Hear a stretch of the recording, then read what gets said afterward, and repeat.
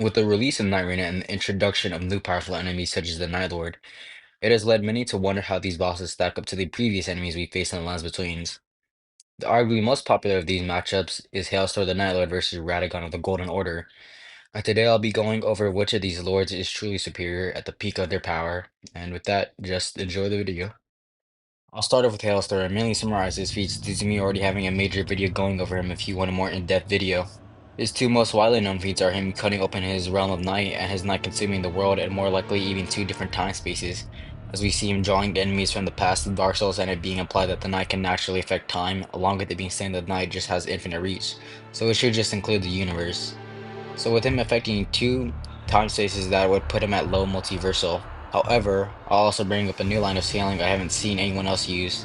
Essentially, it is heavily implied and stated that the knight has affected or destroyed the herb tree. The herb tree is just stated to be unbreakable to any character prior to Malekith, and you need hexes from either the fire giants or the frenzy flames to affect it. So this would mean Hailster's hexes have greater potency than characters like Goddess Millennia, Prime Placid, etc. He would just directly scale above that Millennia using the argument that the knight does destroy the Erd Tree. This same Melania has better narrative and feats than Prime Placid via her supposed to fulfill the role of America when she ascends to godhood, being comparable to Mesmer, who is just directly stated to be an even greater challenge than Bale, who can transform into his prime self, who would just be relative to Prime Placidusax. The same Placidusax creates or can affect the storm beyond time, and in context it should be dimensionally superior to time.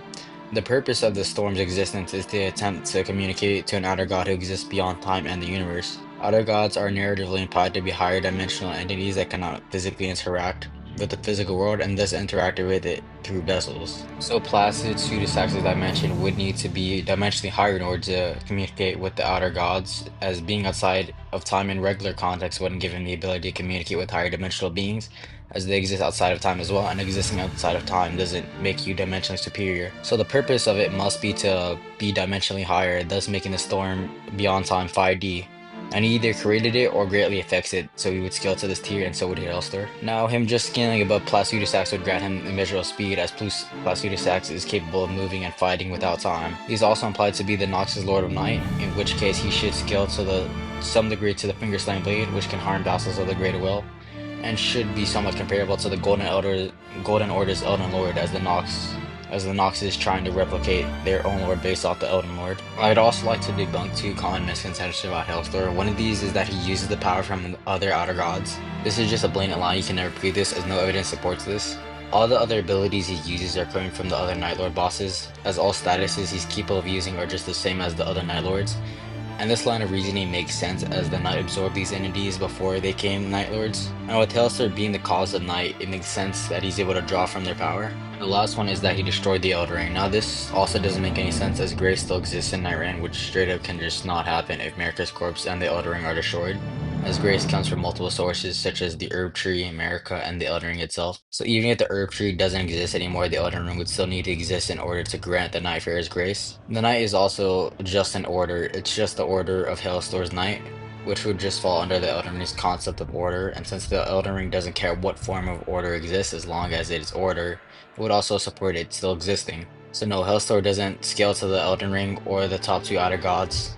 His scaling is still pretty good at low complex multiversal at immeasurable speed. Moving on to Radagon, a lot of people would downplay him because he was stalemated by Renala. However, she is impressive in her own right and can even match some of Hailstor's scaling. She is outright capable of recreating the universe with her magic, and we know that the magic of the Elden Ring universe exists across the universe entirely.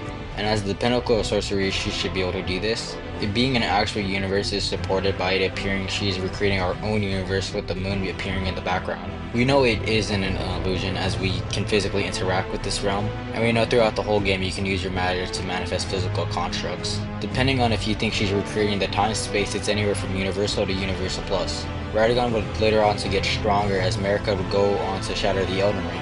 Since they are the same physical as Radagon would scale to this. Now this is single-handedly the most impressive AP feat in their entire verse, as the Elden Ring is treated as the most powerful thing in the game, and this is supported by it being a concept that can affect the entire world and universe. It is also stated to be metaphysical and abstract, which is supported by Grace, a byproduct of the Elden Ring being capable of existing in the storm beyond time, which I already established to be fifth dimensional. So you could argue that it being abstract in this context would make it outerversal, as some definition of the abstract just stated as existing as a thought, or not having a physical form. Some branches of metaphysics also deal with abstract concepts, and it being capable of existing in higher planes would support this argument. Even without using the outer versus scaling, this would still make the Elden Ring 6-dimensional. As a concept, it should be dimensionally above the Storm Beyond Time, as concepts are dimensionally above whatever dimensional axis they would be existing in. Radagon would just naturally scale to this as he has the Elden Ring, and even if he didn't, he's capable of interacting and shattering this construct.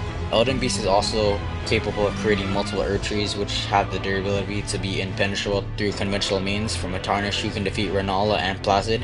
So this feat would be anywhere from low multiversal to higher into low complex. His speed should be comparable, as he's superior to the likes of Mesmer, who is outright stated to be superior to a Bale that can transform him into his prime self, who went high diff to Placid. If you couldn't tell already, I believe Radagon massively outscales. No matter what meta we use for low ball, high ball, or inverse, Radagon comes out on top. While low balling both are low multi, Radagon is much higher into that tier, as the Elden Mace alone creates a dozen herb trees, with that power being stacked on top of his own. Mid to high ball, Heolster only has 5D scaling, while Radagon is above that at 6D and even arguably higher, with his potential for outer scaling. Even looking at it from purely inverse, Radagon would still be stronger. The Nox's Lord of Night is an imitation of the Elden Lord, which would mean his title would be inferior. Still relative, but inferior. However, the difference comes in when you account for both of their ruins. The Ruin of Night is stated to be akin to a Great Ruin, while Radagon possesses the entire Elden Ring, which is a significantly higher amp than just a singular Gate Ruin. We know you can exist in the night without being consumed. If you're strong enough, we see this with the Night Warriors who can resist it, so Radagon should be no different. Any hard counters Haelthor, with him being able to parry or be resistant to basically all his status effects, and Heolster himself is weak to Holy. So, in conclusion, Radagon is much faster and too strong for Heolster to handle. And with that, just thank you for watching the video.